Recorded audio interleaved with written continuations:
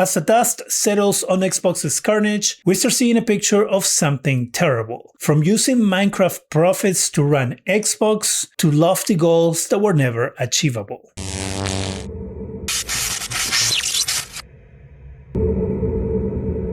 Hi, welcome to ZGadgetReview. Just to catch you up with what's going on with Xbox in case you're out of the loop, Xbox hit their big reset button by announcing that they're going to lay off 3,200 employees and a bunch of different things that let us know how bad Xbox as a business was and I guess still is. I did a video on that, which I'm going to link in the description section in case you want to watch it. Today we have some more information about how the business was being run thanks to an article from Cecilia D'Anastasio. In the article, she provides more information that Asha Sharma alluded to on her big message from yesterday. One of those things is that Game Pass was expected to hit a goal of 77 million subscribers by this year. 2026. The number of subscribers that Xbox has right now sits at 30 million, which is 4 million less from the last time numbers were reported back in 2024. And of course, the loss of subscribers is attributed to that spike in price of 50%.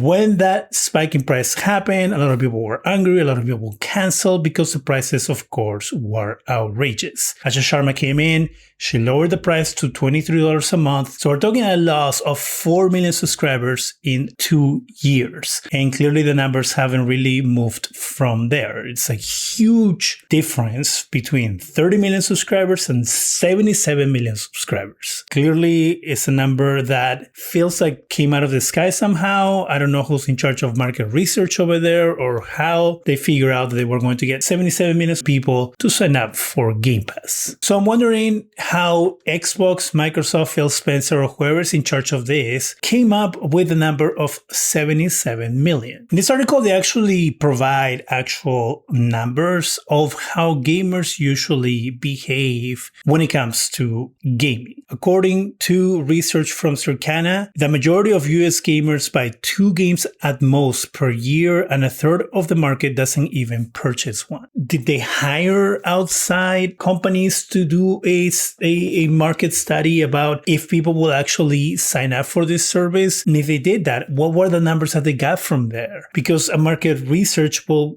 kind of give you the information that is provided in this article. Then how do you come up with that number? Like, it makes no sense. But that was the goal for Game Pass. Of course, they didn't achieve it. And now it makes sense why they raised the price by 50%. They clearly saw the writing on the wall that they weren't going to hit that 77 million mark of subscribers. And so the only way in order to recoup that money or to, I guess, try to achieve the amount of money that they were trying to achieve with 77 million subscribers was to raise the price. At the same time, it's a head scratcher because how do you think that people are going to respond when you do that? Do you think people are going to stick around with your service and pay you the amount of money you're asking for? You're going to lose a portion of your subscribers. It's a very convoluted, weird way of doing business. But there's more. So Sarah Bond got a lot of flack for spearheading the whole this is an Xbox movement and turning everything into a freaking Xbox, which of course diluted the brand of Xbox, of course made it seem like you didn't need to buy an Xbox since everything's a freaking Xbox anyway. Why would you spend money on buying a console when you can just do it on your laptop or your phone or your TV or whatever? Part of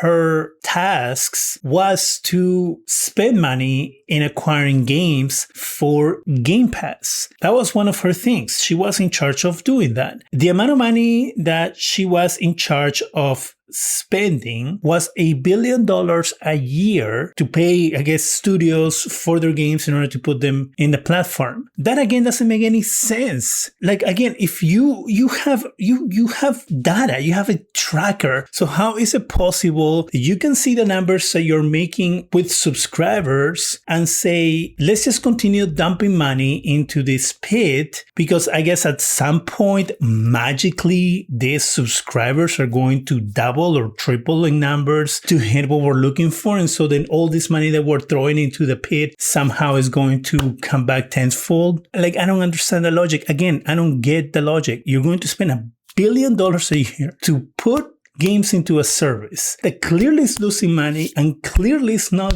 meeting the goals that you have set for it. Insane. Let's talk Call of Duty, because Call of Duty was supposed to be a huge moneymaker for Xbox. That was the game that was supposed to attract everybody to Game Pass. At least that was the idea behind it, which is why they spent billions of dollars acquiring Activision. Xbox lost $300 million in sales from Call of Duty because you could get it for free via Game Pass. 82% of sales for Call of Duty came from PlayStation. PlayStation carried the load for the franchise. Would have been a complete and utter failure for Xbox because the players just didn't show up to the service to play Call of Duty. And looking at this picture, like, I just don't know how Phil Spencer and Sarah Bond and everybody else in that executive group just went like, oh yeah, this is great. Let's just keep doing what we're doing because it's not working. But I guess at some point, it's going to work. If I continue throwing money at this, at some point, I'm going to get it back. And then eventually you just never do. Like, I just don't see how no one just put a stop to it. One of the things I said on the video is that Asha Sharma was supposedly caught in different layers of management. One of the things that she also said is that Mojang, Minecraft studio, is one of the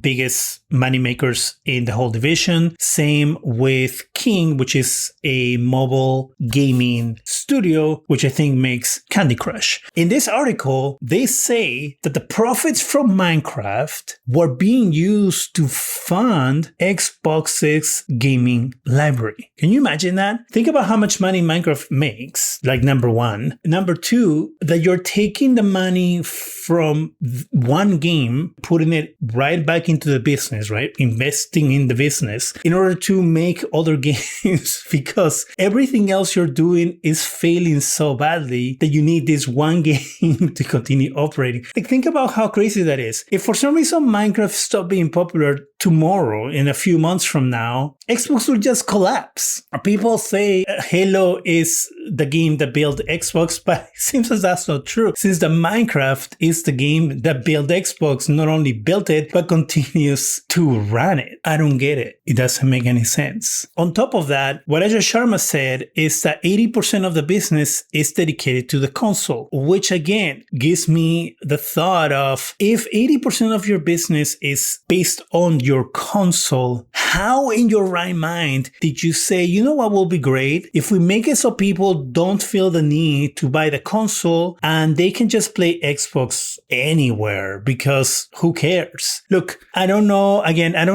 what qualifications Phil Spencer had to run Xbox, but with everything that we're learning right now, the fact that Xbox still standing and still exists and still is a thing is a freaking miracle, because it feels like things were just being done without any thought. Like, just common sense dictates that everything that I just explained that came out from this article should not be done. If you run a business like the way that Xbox has been running, it wouldn't exist. Like, if Microsoft didn't have billions of dollars to back it up, it just wouldn't exist. And I guess also Minecraft. If Minecraft didn't exist, Xbox wouldn't exist. It's just crazy to hear the things that they've been doing. And of course, the worst part out of all of this is that people have lost their jobs. You have 3,200 people who are going to be out of a job. 1,600 immediately, 3,200 by the end of 2027 fiscal year, if I'm not mistaken. And it has started. 50% of id Software's workforce is gone. They've been fired. id Software updates, programmers, tool makers, and other id Tech engine focused staff have been almost all laid off. Speculation that id Tech might be retired over time. Quake Champions team has been gutted, future uncertain. Senior staff in many areas such as art and more were let go. Individuals involved with QuakeCon let go despite the event being next month. Reportedly, roughly 50% of the team at id Software has been laid off as part of the Xbox layoffs. Doom the Dark Ages Revelations launches today. That is the cost of all the mistakes from Phil Spencer and Sarah Bond. You know, Phil Spencer's somewhere living his life with the millions of dollars that he's made. I know Sarah Bond has a new job,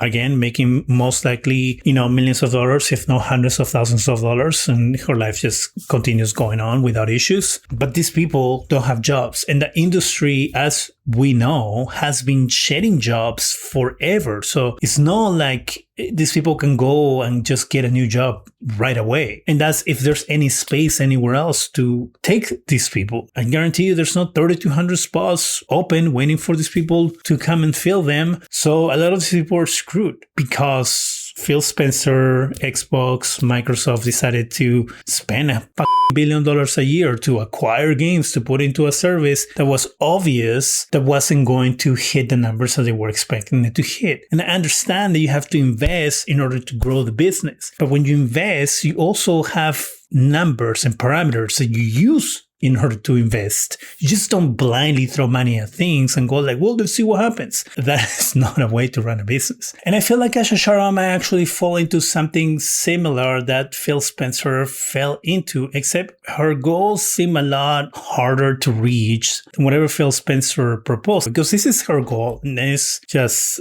ridiculous if it's true. I want Xbox to be one of the few companies that entertains more than 1 billion people each day and gives everyone the opportunity to create and connect. I know we can achieve this goal. Xbox has many of the most beloved franchises in entertainment history, talented studios around the world, and we will return to growth in 2027. I'm sorry, but you want to reach 1 billion people a day? There's 8 billion people in the world.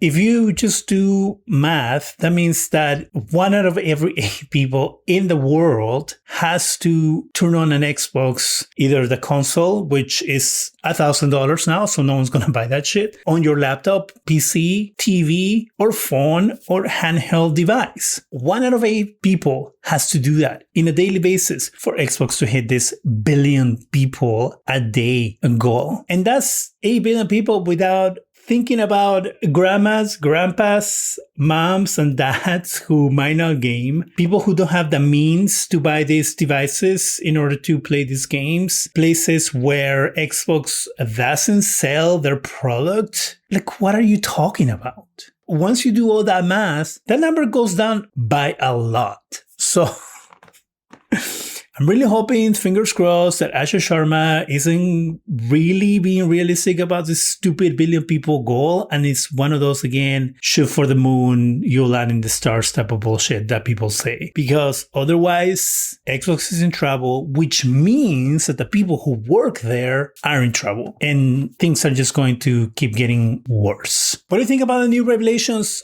about Xbox? Do you think it's asinine that this exists? Do you think that Microsoft should just shut down Xbox and call it a day? Let me know in the comments section. That is it for me. Go ahead and subscribe, give us a thumbs up. It really helps the channel. Go ahead and hit the bell so you can be alerted every time we have new videos. And thank you very much for watching.